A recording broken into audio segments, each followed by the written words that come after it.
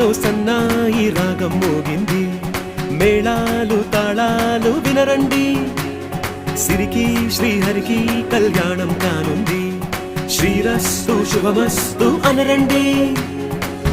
అచ్చు తెలుగింటో పెళ్లికి అర్థం చెప్పారంటూ, మెచ్చదగు ముచ్చట ఇది అని సాక్ష్యం చెబుతామంటూ, జనులంతా జై కొట్టేలా జరిపిస్తామండి. అందాల కుందనపు బొమ్మవని జత చేరుతుంది